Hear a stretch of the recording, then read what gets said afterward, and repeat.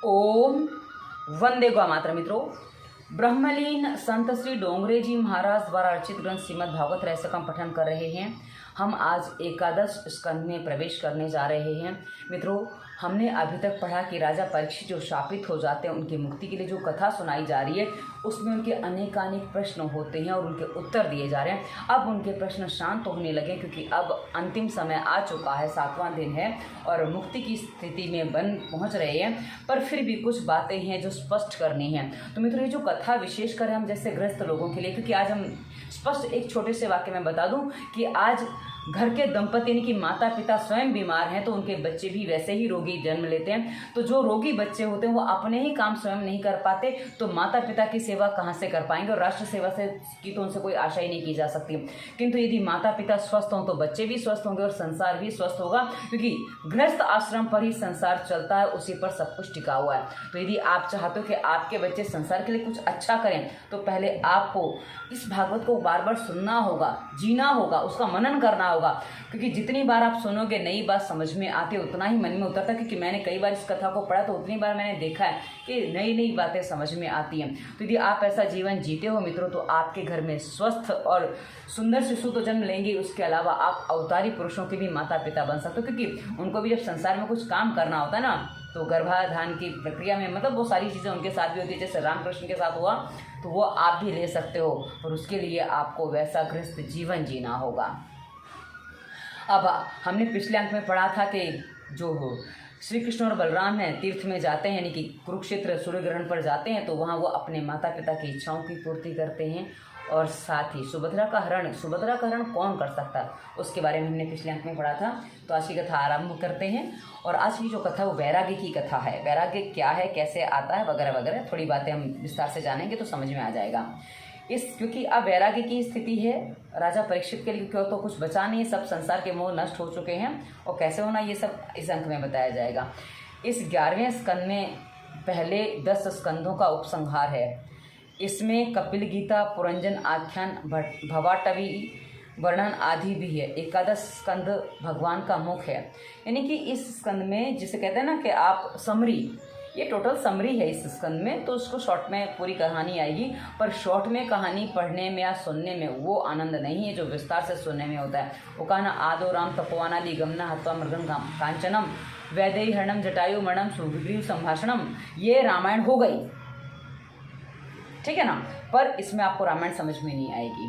तो वैसे ही समरी में आपको कभी कहानी समझ में नहीं आती है। कहानी पता हो तो समरी आपको याद दिला सकते कि हमने ये पढ़ा था, पर बाकी नहीं पता है, ऐसी बात है। 9वें स्कंद में ईशानु कथा लीला थी और 10वें स्कंद में निरोध लीला। श्री कृष्ण की कथा और लीला अनंत है। इस कथा के प्राकट्य के साथ ही गंगा स्नान की महिमा कम हो गई है। भागीरथी में स्नान करने जाने के लिए रुपये पैसों धन की आवश्यकता होती है, वहाँ तक जाना भी पड़ता है, जबकि कृष्ण कथा में स्नान करने के लिए न तो कहीं जाना होता है और ना ही धन की आवश्यकता होती है। गंगा स्नान से केवल शरीर की शुद्धि होती है, जबकि कृष्ण कथा स्नान से तो मन की शुद्धि हो जाती है, हृदय की शुद्धि हो जाती है। एकादश स्कंद में मुक्ति लीला है, क्योंकि साधक का मन भगवान से जा मिला है। जिसके मन का निरोध होता है उसे शीघ्र ही मुक्ति मिलती है। 10वें स्कंद में निरोध होने के कारण इस स्कंद में मुक्ति हुई है। मुक्त तो मन को करना है, क्योंकि आत्मा तो मुक्त ही है। विषयों का चिंतन छोड़कर ईश्वर का चिंतन आरंभ कर दे तो जीव मुक्त हो जाए। जीव अज्ञान के कारण बंधन का अनुभव करता है, वस्तुतः उसे किसी ने बांधा नहीं है। विवेक, तत्वज्ञान और वैराग्य से मोह को नष्ट किया जाए तो मुक्त ही है। मतलब कहा ना, जो हमने कृष्ण कथा में पढ़ा किस प्रकार वो गोपियों का मोह भंग करते हैं और गोपियों को किस तरह प्रकार वो बताते हैं, जो भी हमने पढ़ा है पिछले अंकों में, तो आप समझ सकते हो कि किस तरह से संपूर्ण संसार से संबंध टूट जाता है। वो राजा परीक्षित के साथ भी हो चुका है, क्योंकि सब सुनने के बाद मन को वैर और वासना से मुक्त रखोगे तो निरोध जल्दी होगा। जिसका वैराग्य दृढ़ हुआ है उसी को मुक्ति मिली है। 11वें स्कंद का प्रथम अध्याय वैराग्य से संबंधित है। वैराग्य के बिना भक्ति नहीं हो पाती।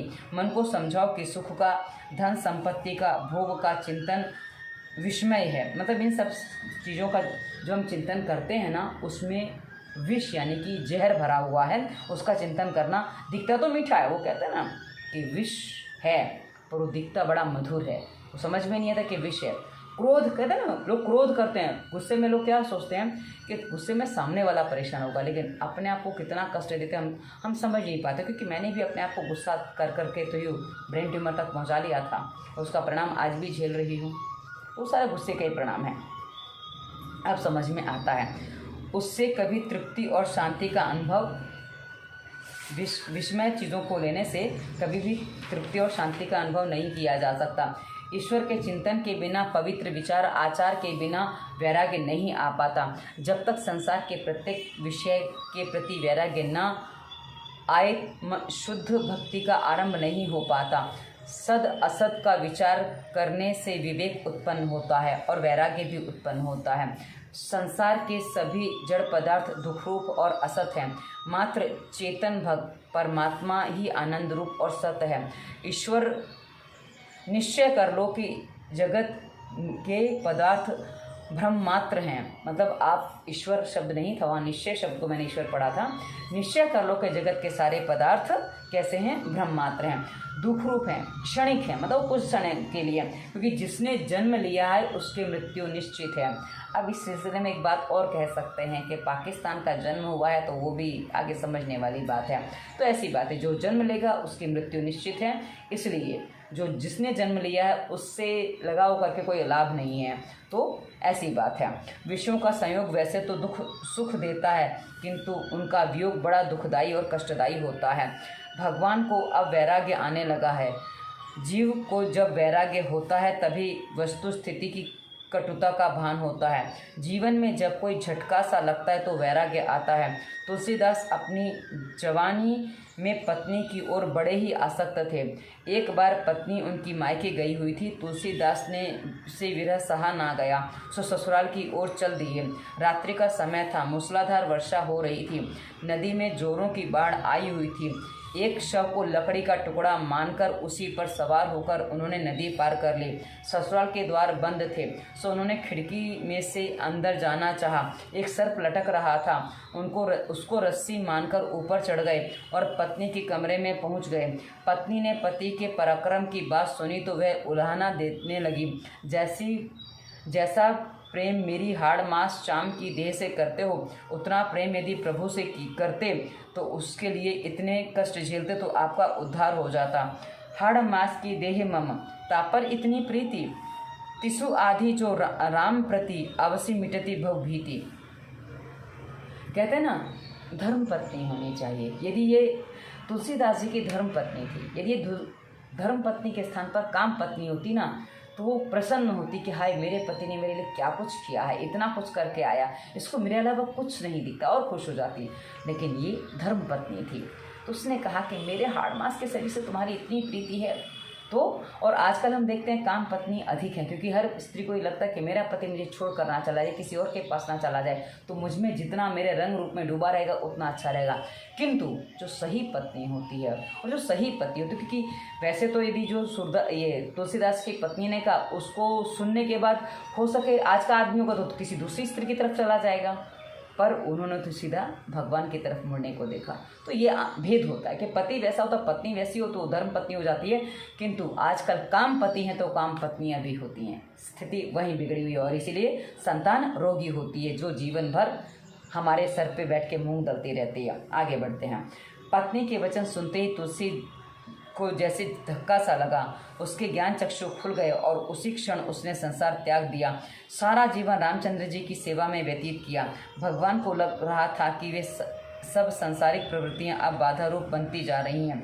इस बार पिंडारक तीर्थ में विश्राम कर रहे साधुओं का परिहास उड़ाने की युक्ति यादवों कुमारों ने की। उन्होंने शाम को नारी का वेश पहनाया और ऋषियों ने के पास ले जाकर पूछा, ये दुर्वासा ऋषि थे, महाराज इस गर्भिणी नारी को पुत्र होगा या पुत्री? ऋषि जान गए कि सच्ची बात क्या है। भगवान की प्रेरणा से उन्होंने कहा, शाम के गर्भ में मूसल उत्पन्न होगा जो तुम्हारे समग्र यदुवंश का नाश कर देगा। मित्रों, यदि श्री कृष्ण की पीड़ा को समझना है ना, क्योंकि यदि आप सचमुच ये चाहते हो, समझना चाहते हो कि जीवन में पीड़ा क्या होती है, पीड़ा क्यों मिलती है, तो श्री कृष्ण के चरित्र को समझिए। कहने को अवतारी पुरुष, बचपन से क्या क्या देखा हमने पिछले अंकों में पढ़ा है, और उसके बाद अपने कुल वंश को, जिसको उन्होंने बनाया था, द्वारिका नगरी उन्होंने बसाई थी, उसको नष्ट करके अपने धाम को जाना कितना बड़ा कठिन कार्य है। पर वो उस समय भी वैसे ही शांत थे जैसे अन्य स्थितियों में थे। मतलब वो अपनी 16,000 रानियों के साथ भी वैसे ही थे जैसे वो द्वारिका के विनाश के समय थे। तो इसीलिए उनको योगेश्वर कहा जाता है। इसलिए वो कहीं भी किसी में आसक्त नहीं थे, वो कभी किसी में लिप्त नहीं थे। इसीलिए आप जितने बड़े महान व्यक्ति होते हो, महान यानी कि धन दौलत से नहीं, संपत्ति से नहीं, जितने आप भीतर से बड़े होते हो ना, उतने ही कष्ट आपको अधिक उठाने पड़ते हैं। हम तो क्या कष्ट उठाते हैं, हमारे तो बच्चे जरा सा बिगड़ जाते हैं तो रावण बिगड़ रहा था तो कैकसी उसको सुधारने का प्रयास करती है और बहुत कुछ होता है, किंतु भगवान तो सब कुछ जानते हैं। तो फिर वो कहते कि भाई मेरे बाद ये बहुत कुछ अनर्थ करेंगे, इससे अच्छा ये समाप्त हो जाए। तो अब वो जो लड़का था, साम पुरुष था, वो गर्भवती का ड्रामा करता है। तो उसी के गर्भ से भी, क्योंकि वो पुरुष था, हो नहीं सकता, पर फिर भी प्रकृति के विरुद्ध जाके उसको मूसल, उसके गर्भ से मूसल का जन्म होता है। और वही मूसल कूट कूट के आगे बता रहे हैं क्या करते हैं।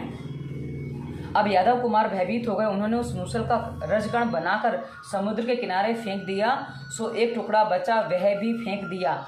उन रजकणों से उत्पन्न लकड़ियों से यादव आपस में लड़कर मर गए, और उस टुकड़े के से परिधि ने तीर बनाए जो श्री कृष्ण के लिए प्राणघातक सिद्ध हुआ।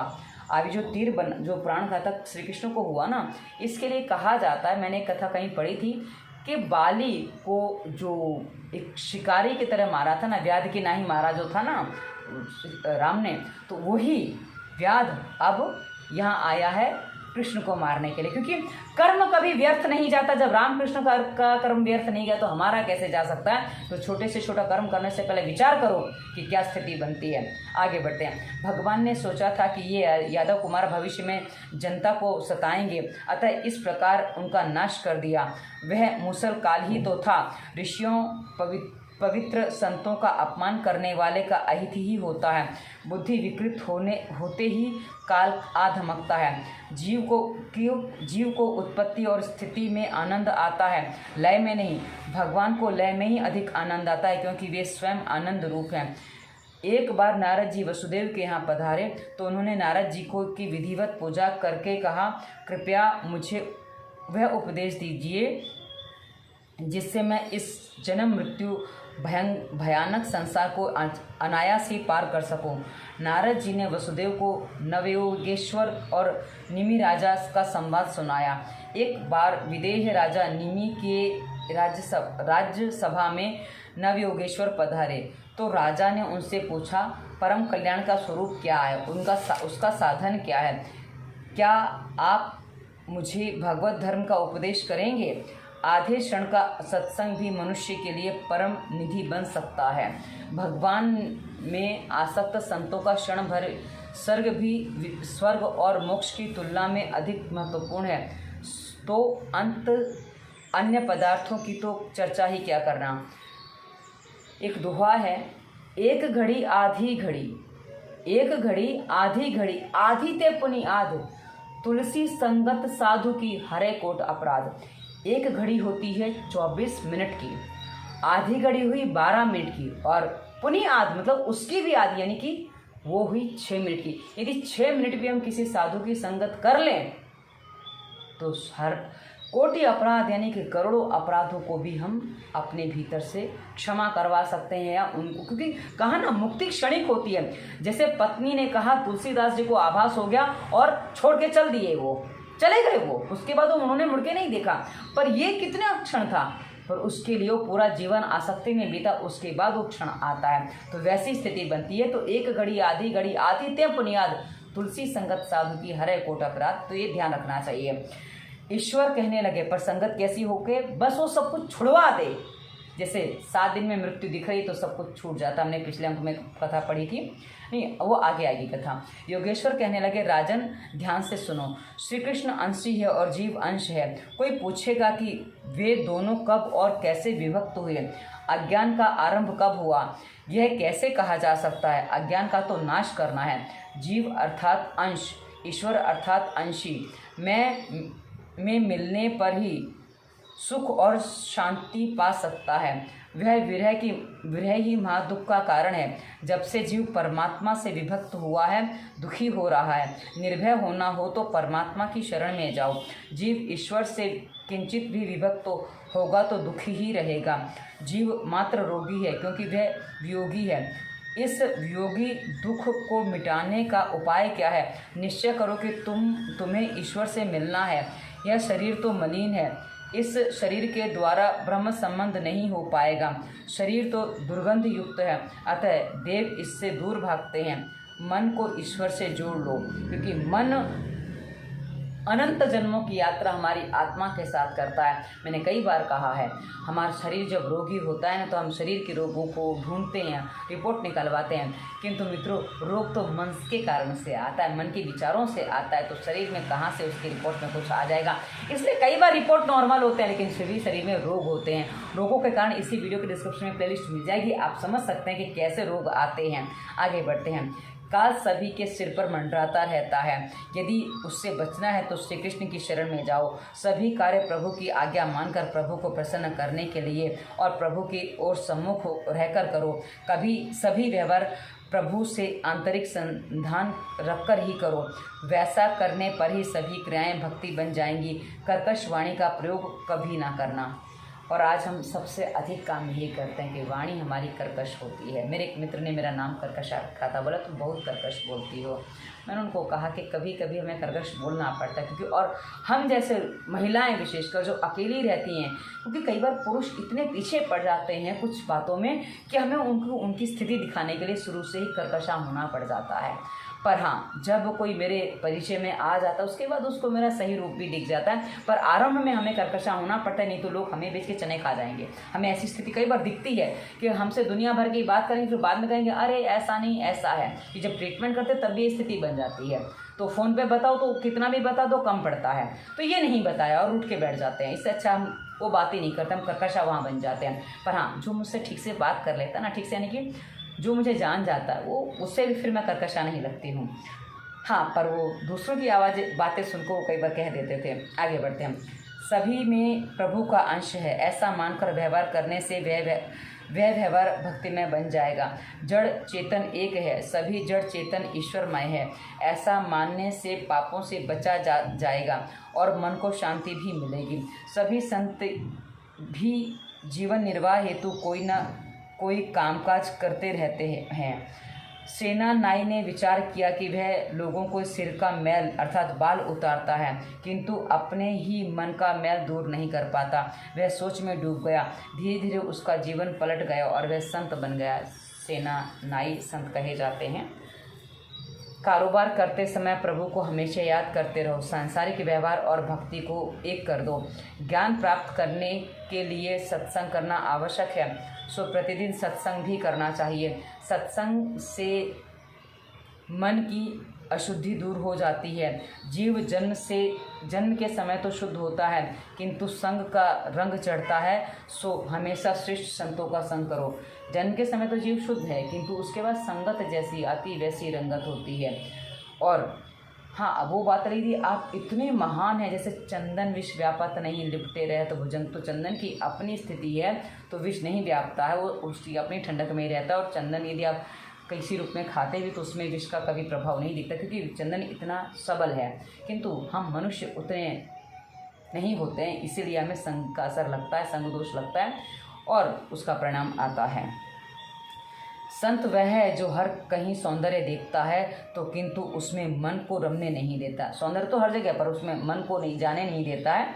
बस सुंदरता की प्रशंसा करता है, पर हाँ उससे मन को कहा ना, मन में नहीं बसाता है। अच्छा लगा, सुंदर है, अति सुंदर है, बस उसी तरह। संत हमेशा प्रभु का ही स्मरण और चिंतन करता रहता है। त्रिलोक्य का राज्य मिलने पर भी जो भगवान को ना भूले वही व्यक्ति सच्चा संत है। संत वह है जो प्रेम डोर से हृदय में के साथ परमात्मा को बांधे रखता है। ऐसे संत का ही सत्संग करो। जब तक सांसारिक विषय प्रिय लगते हों तब तक तुम वैष्णव नहीं बन सकते हो और मुक्ति के लिए तो पात्र हो ही नहीं। अब कहा ना, भरत को अयोध्या का राज्य मिला था, पर भैया राम को विश्वास था कि त्रिलोक का राज मिल जाए तब भी भरत को मद नहीं हो सकता। अब रावण को तो मद हो गया था पर भरत को नहीं हो सकता। ये भेद है उनके, जो कहते हैं ना कि पालन पोषण जो हुआ उसका बहुत बड़ा भेद है। इस पर हम कभी अलग से वीडियो बनाएंगे कि संतान कैसे उत्तम होती है, उस पर मैं आप आगे से वीडियो देने वाली हूँ ताकि आपको मिल जाए। सुंदर विषयों का उपभोग करने की शक्ति और सुविधा होने पर भी मन उसमें न जाने दें, वही सच्चा वैष्णव है। मार्ग दो हैं, त्याग का और समर्पण का। जो त्याग कर सके वह समर्पण करे। सभी से के साथ प्रेम करो। सब कुछ कृष्णार्पण करने का भाव करो। अथवा ना हो तो मैं किसी का हूँ और ना कोई मेरा है, ऐसा मानकर सर्वस्व का त्याग करके प्रभु में से प्रेम करो। या सब में कृष्ण का रूप देखो या सब कुछ छोड़ दो। कहा ना, या तो नेति नेति या इति इति, सब में प्रभु है, इति इति, और इसमें भी नहीं इसमें भी नहीं तो वो अलग हो गया। तो उस हिसाब से आप सब में करो। ये अति या इधर आर्या पार वाली स्थिति है। शरीर, वाणी, मन, इंद्रियों, बुद्धि तथा स्वभाव के लिए जाने वाले सभी कर्मों को नारायण को समर्पित करना ही सीधा सरल भागवत धर्म है। कायेन वाचा मनसेन्द्रिया वा बुद्ध्या आत्मना वानुसृत स्वभावात् करोति यत् यत् सकलम परस्मै नारायणायेति समर्पयेत्। इस प्रकार प्रतिक्षण प्रत्येक वृत्ति द्वारा भगवान के चरण कमलों का भजन करने वाला व्यक्ति प्रभु की प्रीति, प्रेममयी भक्ति तथा संसार के प्रति वैराग्य और भागवत स्वरूप का अनुभव ये सब साथ में प्राप्त कर सकता है। आत्मस्वरूप भगवान समस्त प्राणियों में आत्मा स्वरूप नियता रूप से स्थित हैं। जो व्यक्ति कहीं भी अधिकता या न्यूनता न देकर सर्वत्र भगवत सत्ता को ही देखता है, समस्त प्राणी और पदार्थ आत्मस्वरूप भगवान के कारण ही स्थिर हैं, भागवत स्वरूप है, ऐसा अनुभव करता है, उसे भगवान का परम प्रेमी भक्त मानो। जो मन से एकमात्र भगवान में ही निवास करता है वही उत्तम भागवत भक्त है। अब कहा ना, कई बार ये बातें कही गई हैं कि सब में ईश्वर को देखो और अपने भीतर भी ईश्वर को ही मानो, वही परम भक्त है। तीसरे योगेश्वर अंतरिक्ष ने माया के लक्षण बताए तो योगेश्वर प्रबुद्ध ने माया को पार करने के उपाय बताए। तो जो माया को पार करना चाहता है उसे स्वतंत्र रहने के स्थान पर किसी सच्चे संत को गुरु बनाना चाहिए और सद्गुरु की आज्ञा में रहना चाहिए। विलासी और पाखंडी गुरु शिष्य का कल्याण करने के स्थान पर अहित ही करते हैं। सो पहले तो ब्रह्मनिष्ठ गुरु को ढूंढना चाहिए। अब ब्रह्मनिष्ठ गुरु यदि ना मिले तो कम से कम आप क्या कर सकते हैं, भगवत गीता को अपना गुरु बना लीजिए। भगवत गीता जो है मित्रों, उस सभी ग्रंथों में उसमें समाहित है, ये मान सकते हैं। और जिसके चरित्र को जिनको आप अपना इष्ट मानते हैं उनके जीवन को पढ़िए, उनकी कथाओं को पढ़िए, उन्होंने क्या कर्म किए हैं, किस सोच के साथ किया, उनको अपने जीवन में अपना लीजिए। ये भी सद्गुरु ही है, क्योंकि आत्मा में जो भाव बनते हैं, जो प्रेरित होते हैं, उससे बड़ा सद्गुरु कोई और हो नहीं सकता। क्योंकि कई बार आप भीतर से जो प्रेरणा आती है ना, वो सही प्रेरणा आती है और उसको यदि अमल करते हो, पालन करते हो तो सब कुछ सही हो जाता है। क्योंकि आजकल क्या है ना, गुरु कम गुरु घंटाल ज़्यादा हैं, तो आप ढूंढने जाओगे तो क्योंकि आपकी सोच कैसी वैसे गुरु आपको मिल जाएंगे। तो पहले अपनी सोच को उस दिशा में ले जाओ ताकि आपको गुरु मिल सके। आगे बढ़ते हैं। जिसे मात्र ब्रह्म शब्द के प्रति ही लगाव है वह गुरुपद के लिए अपात्र है। संत ऐसा ब्रह्मनिष्ठ होना चाहिए कि जिसकी स्मृति मात्र से ही शिष्य को पाप कर्म की ओर बढ़ने से रोक दे। मतलब गुरु याद आए और पाप कर्म करने से रुक जाए। लेकिन कई बार तो आजकल तो क्या होता है ना, गुरु की आज्ञा से ही लोग पाप कर्म कर देते हैं, क्योंकि गुरु खुद पाप की कमाई ले रहे हैं। तो फिर ऐसे गुरुओं के साथ तो ऐसे ही कुछ होने वाला है। और जो गुरु प्रशंसा से और वो आपके झूठे बर्तन धो रहा है, तो समझ लो कि गुरु में कुछ गड़बड़ है, क्योंकि जो आपकी स्थिति नहीं बनेगी। कहा ना, राम के सामने जो आता है, जब विभीषण आते हैं तो सुग्रीव कहते हैं भाई इनको बंदी बना के रख लो, क्योंकि शत्रु का भाई है, पता नहीं किस रूप से, काम रूप के ही कारण है, क्या पता चले। तो बोले कि इसको बांध के रख लो। तो राम कहते कि मेरे सम्मुख वही आ सकता है जिसकी वृत्ति शुद्ध हो जाती है, अन्यथा मेरे सामने ही नहीं आ सकता वो व्यक्ति, क्योंकि मेरे सामने आने से पहले उसको शुद्ध मन होना होगा, अन्यथा सन्मुख नहीं हो सकता मेरे। और सन्मुख होगा तो वो उब जाएगा या वो भाग जाएगा।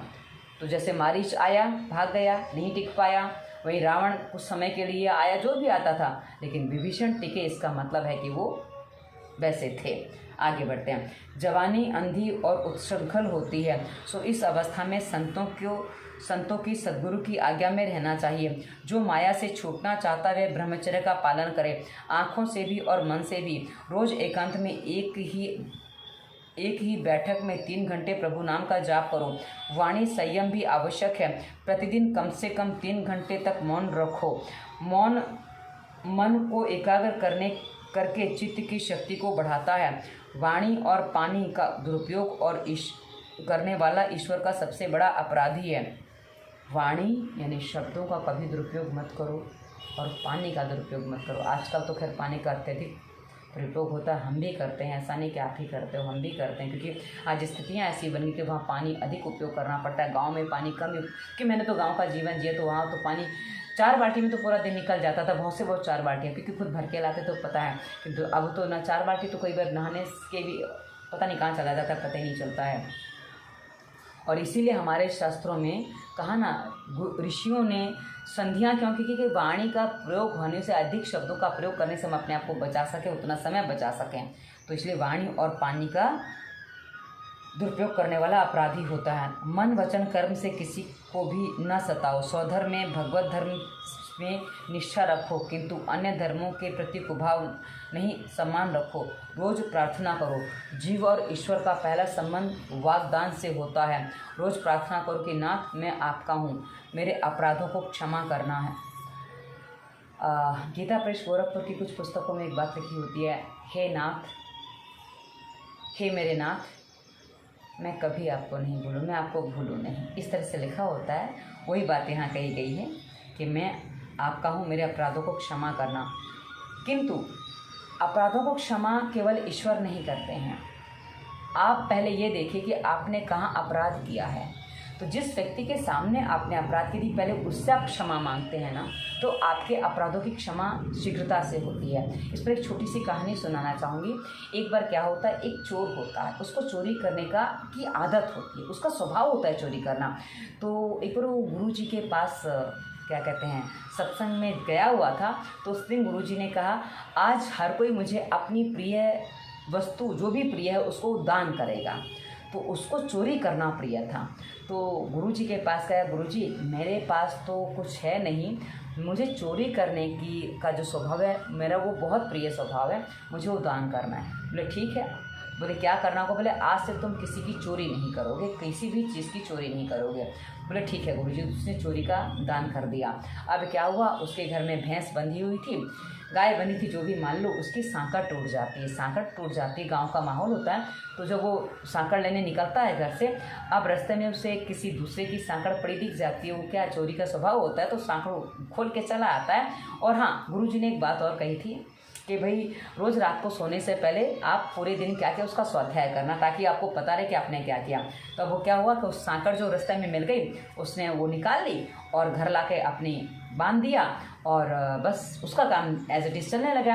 अब कहा ना, गुरुजी ने पहले बताना भूल गया, बीच में बताया था कि हाँ, स्वाध्याय करने को कहा था कि रात को दिन भर में क्या किया उसको विचार करना। जब वो सोने गया तो उसको याद आया, सारी चीज़ें दिन भर की उसने की, तो याद आया, अरे मैंने तो सांकड़ चुरा ली।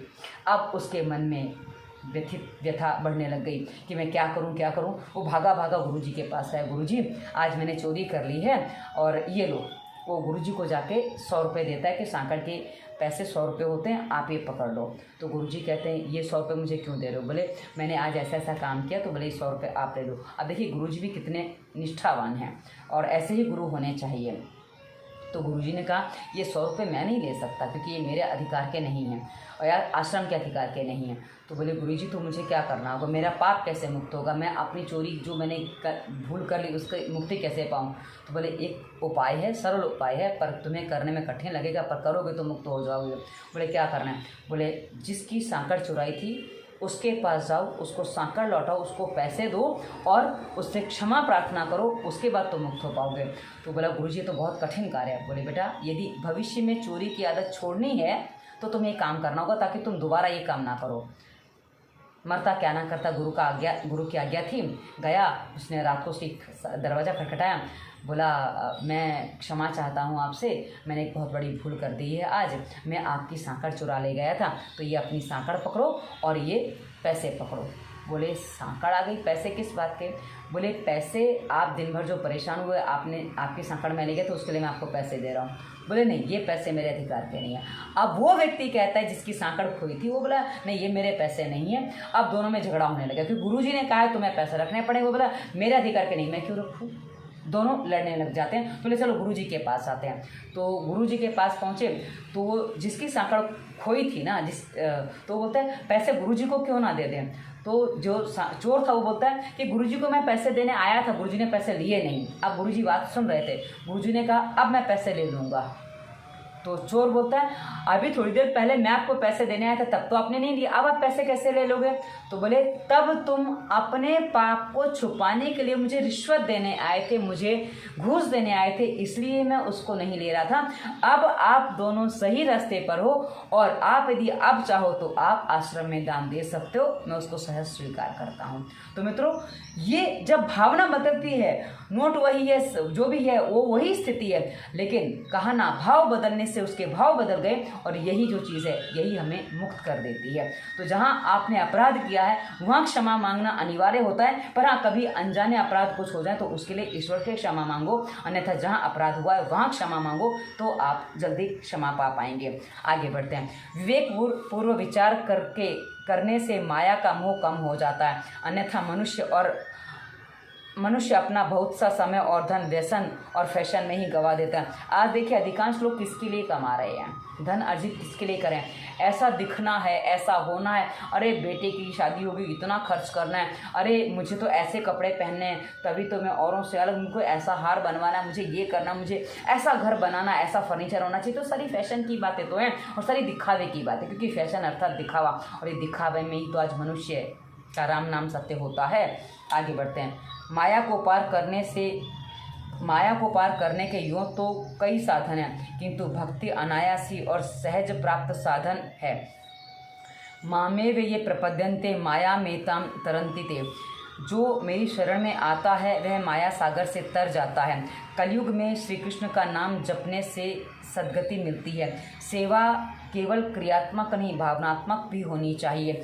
कलयुग का मनुष्य विलासी है, शरीर की उत्पत्ति ही काम द्वारा होती है, सो इस युग में योग और ज्ञान मार्ग से ईश्वर को प्राप्त करने की अपेक्षा हरि कीर्तन से उसको पाना सरल है। वैसे तो सिद्धांत और यम नियम जानते तो सभी हैं, किंतु पुण्यशाली व्यक्ति ही उन्हें अपने जीवन में उतार सकता है। नाम जब सरल है किंतु जीव तुम्हारे अधीन है। भगवान का नाम सर्वसुलभ होने पर भी अधिकांश जीव नरकगामी होते हैं। यह बड़े आश्चर्य की बात है, क्योंकि नाम जब हमें जीव से करना है, स्मरण मस्तिष्क से करना है, सब हमारे पास है, फिर भी होता नहीं, हम कहीं और भटक जाते हैं। बस यही हमारी समस्या का कारण बन जाता है। महाभारत के वन पर्व में यक्ष युधिष्ठिर का संवाद आता है। यक्ष युधिष्ठिर से पूछते हैं इस जगत का सबसे बड़ा आश्चर्य कौन सा है? युधिष्ठिर बताते हैं मनुष्य प्रतिदिन हजारों जीवों को यम सदन जाते हुए देखता है, इनकी यमराज के वहाँ जाते देखता है, फिर भी वह स्वयं इस प्रकार व्यवहार करता है कि जैसे वह अमर हो। मनुष्य यदि हमेशा के लिए रहना चाहता है, मनुष्य यहाँ हमेशा के लिए रहना चाहता है, इससे बढ़कर और क्या आश्चर्य होगा। सबको पता है मृत्यु निश्चित है, फिर भी मरने से डरते हैं।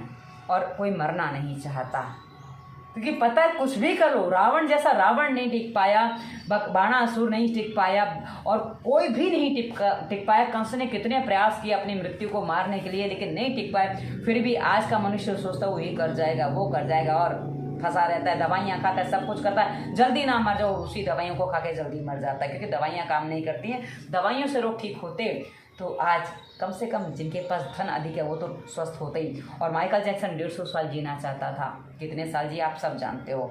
आगे बढ़ते हैं। दूसरों को मरते देखकर भी स्वयं को अमर मानकर भोग विलास में डूबे रहना सबसे बड़ा आश्चर्य है। पांचवें योगेश्वर ने नारायण का स्वरूप दर्शाया।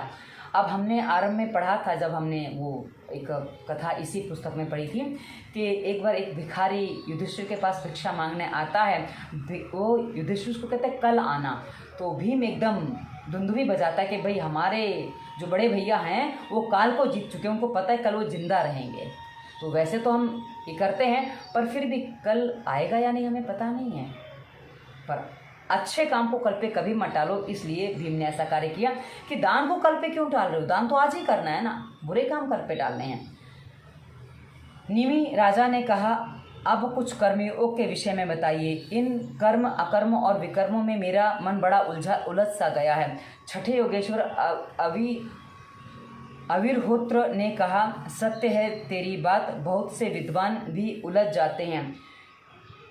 किम कर्मयति कवयोप्यत्र मोहिताः।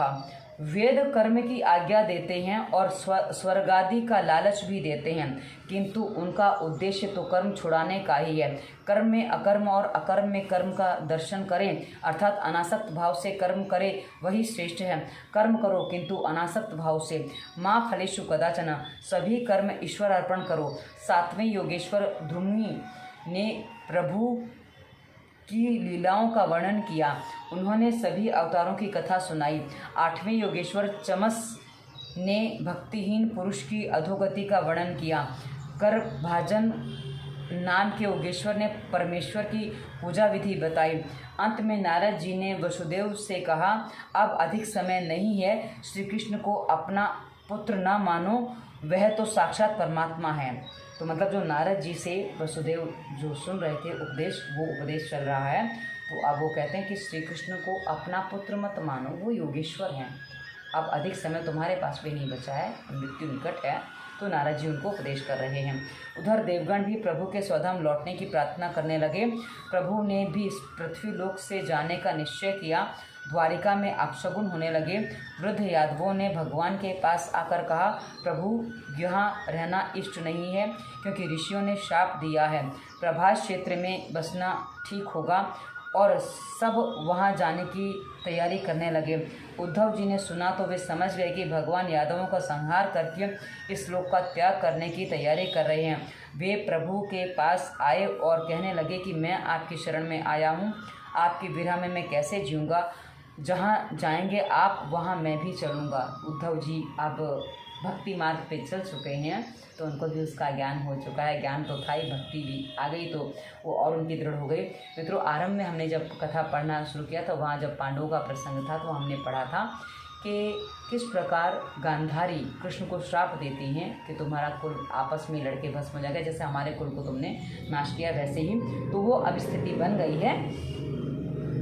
भगवान कहते हैं, अरे उद्धव जी, जब तुम मेरे साथ आए ही नहीं थे तो फिर साथ चलने का प्रश्न कैसा। यह संसार तो सपनों का खेल है, माया है, भ्रम है, असत्य है, सत्य तो केवल आत्मा ही है।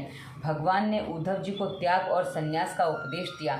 उद्धव जी ने कहा, त्याग और संन्यास का मार्ग बड़ा कठिन है, कोई सरल मार्ग दिखाइए, मुझे कृपा करके ज्ञान दीजिए। भगवान ने कहा, मैंने तुम्हें मनुष्य जन्म देकर क्या कम कृपा की है। अब तो तुम स्वयं ही अपने ऊपर कृपा करो, तुम स्वयं अपना गुरु बनकर अपना उद्धार करो। आत्मा ही गुरुरात्मा में हो, मतलब अपनी आत्मा को ही अपना गुरु बनाओ। क्योंकि आपके पास यदि कोई जानकारी, ये कहा ना, जो आप जानते हो उसको मान लो, या जो मानते हो उसको जान लो। उसको मैंने पिछले अंकों में बताया था कि कैसे चोरों को पता था, एक चोर ने अपने 4 पुत्र चोरों के रूप में तैयार किए थे। पिछले अंकों में कथा हो चुकी है, मैंने सुनाई थी कहानी भी आपको। और वो चोरी की ही उनका अभ्यास होता है, चोरी उनके लिए आदर्श होता है, और उसके बाद जो जानते थे वो मानते थे, उसी पर से उनको मुक्ति भी मिल जाती है, उनको रास्ता भी मिल जाता है। तो जो जानते हो उसको मान लो, या जो मानते हो उसको जान लो, आपको सही रास्ता मिल जाएगा। इसलिए कहा गया है कि आत्मा को ही गुरु बनाओ, अपने गुरु स्वयं बनो। तो वही बात है, क्योंकि जिस बात से आपको कष्ट हो रहा है इसका मतलब आपकी दिशा गलत है, तो उसमें विचार करोगे कहाँ क्या आपने भूल की है, उसको सुधारोगे तो अपने आप रास्ता मिल जाएगा। आत्मा ही आत्मा का गुरु है। ईश्वर ने तो कृपा की है, अब तो स्वयं जीव को ही अपने ऊपर कृपा करनी है। जीव का लक्ष्य निर्धारित करके लगन से उसे प्राप्त करने का प्रयत्न करोगे तो सफलता अवश्य मिलेगी। अधिकतर जीवों को अपने लक्ष्य का ज्ञान ही नहीं है। जीवन का लक्ष्य है प्रभु की प्राप्ति। कृष्ण कथा के श्रवण से पाप जल जाते हैं और चित्त शुद्ध हो जाता है। नियमित भजन करोगे तो ईश्वर अवश्य कृपा करेंगे। उद्धव जी, मैंने तो तुम पर कृपा की ही है, अब तुम स्वयं पर कृपा करो। अजामिल जैसे वैश्यागामी और पापी पर भी प्रभु ने कृपा की थी, फिर तुम पर क्यों ना करेंगे। संकल्प करो कि इसी जन्म में भगवान के दर्शन करने हैं। अब भयंकर कलिकाल आएगा, विधि पूर्वक कर्म ही नहीं होंगे। मनुष्य का जन्म तो मिलेगा किंतु संग दोष लगा रहेगा। और आज हम वर्तमान में देखते हैं कि पल पल पर व्यक्ति को अपने आप को संभालना होता है, पग पग पर दूषण और बहुत कुछ खड़ा हुआ है जो हमें नष्ट करने के लिए उद्यत है। उद्धव जी, तुम ही तुम्हारे गुरु हो, अपने लिए भावपूर्वक प्रयत्न करो। जब तक भीतर से प्रेरणा नहीं होगी उद्धार भी नहीं होगा। स्वयं अपने गुरु बनकर अपना उद्धार करो। मेरे अलावा कोई भी दिखाई नहीं दे तो वह सब मिथ्या है। मतलब श्री कृष्ण जी कहते हैं मेरे अलावा कोई और दिखाई दे तो वह मिथ्या है। उद्धव, मैं तुम्हारा धन नहीं मांगता हूँ, सभी में एक ईश्वर का दर्शन करना। आप अपना मुझे दे दो, मतलब जो आपका वो सब मुझे दे दो, और आप सब में मुझे मेरा ही दर्शन करना। जैसे सुदामा ने अपना सर्वस्व श्री कृष्ण को दे दिया था, तो श्री कृष्ण ने भी अपना सर्वस्व सुदामा को दे दिया। तो सर्वस्व देते हैं जब आप उन्हें अपना सर्वस्व दे देते हो। उद्धव भगवान से कहते हैं, मुझे अपने सिवाय आत्म तत्व का ज्ञान और कौन देगा। आपके सिवाय आत्म तत्व का ज्ञान और कौन देगा, उद्धव भगवान से कहते हैं। तो भगवान कहते हैं, मैंने कई प्रकार के शरीरों का निर्माण किया है, किंतु मनुष्य शरीर मुझे अत्यधिक प्रिय है। इस मनुष्य शरीर में जीव तीक्ष्ण और एकाग्र बुद्धियुक्त तो होकर ईश्वर का साक्षात अनुभव कर सकता है। इस संबंध में अवधूत, दत्तात्रेय और यदु राजा का संवाद सुनने योग्य है। उद्धव जी, यदु राजा ने दत्तात्रेय से ऐसे कुछ प्रश्न पूछे थे। यदु राजा ने देखा कि त्रिकालदर्शी अवधूत ब्राह्मण निर्भयता से विचर कर रहे हैं। मतलब वो अवधूत ब्राह्मण निर्भयता से, मतलब ये कौन है, यदु राजा हैं, और दत्तात्रेय को वो अवधूत ब्राह्मण मान रहे हैं। तो वो कहते हैं निर्भयता से विचरण कर रहे हैं। तो उन्होंने पूछा, दत्तात्रेय जी, आपकी भांति मेरा शरीर पुष्ट नहीं है। जिस काम और लोभ की अग्नि से संसार के अधिक लोग जल रहे हैं, उससे आप बिल्कुल भी प्रभावित नहीं होते हैं। आप अपने ही स्वभाव में स्थित रहते हैं। आप अपनी आत्मा में अनिर्वचनीय आनंद का अनुभव किस प्रकार कर पाते हैं। दत्तात्रेय जी ने कहा, राजन, मैंने जान लिया है कि संसार जड़ वस्तुओं में आनंद नहीं है। जड़ वस्तुओं में से मैं मन को हटाकर सभी के दृष्टा आत्मस्वरूप में दृष्टि को रखकर सबके स्थित करके दृष्टा मान के दर्शन करता हूँ। मतलब मैं कभी किसी में भी आसक्त नहीं होता, सब में दृष्टि, सबको केवल देखता हूँ। जैसे रास्ते पर हम खड़े और जाती हुई गाड़ियों को देख रहे, बस वैसे ही मैं दृष्टा बन के देखता हूँ। दृश्य में से दृष्टि को हटाकर जो दृष्टा में स्थित कर देता है उसी को आनंद मिलता है। राजन, आनंद बाहर के विषयों में नहीं है, भीतर है। मैंने अपनत्व को भुलाकर दृष्टि को अंतर्मुख कर लिया है। मैं अपने ही स्वरूप में स्थित हूँ। प्रारब्ध मुझे जो देता है उसी को आनंद से स्वीकार करता हूँ। तुम भी अपने में स्वयं सुधार करो तो संभव है। दीक्षा गुरु एक होता है किंतु शिक्षा गुरु अनेक हो सकते हैं। मैंने एक नहीं 24 गुरुओं को अपनाया है। मेरे गुरु में के नाम इस प्रकार हैं। अभी जो 24 गुरु दत्तात्रेय के हैं ना, इनके बारे में हम अगले अंक में पढ़ेंगे। मित्रों, दत्तात्रेय जी के बारे में जो उन्होंने कहा, जो राजा ने बताया कि आप मुझे एकदम ऐसे दिखते हो, तो कैसे हुआ जा सकता है, ये अगले अंक में हम जानेंगे कि कौन से 24 गुरुओं से दत्तात्रेय जी ने क्या क्या सीखा है। तो इस अंक को आज हम यहीं विराम देते हैं। श्री कृष्ण गोविंद हरे मुरारी, हे नाथ नारायण वासुदेवाय। जय श्री कृष्ण मित्रों, धन्यवाद। वंदे मातरम।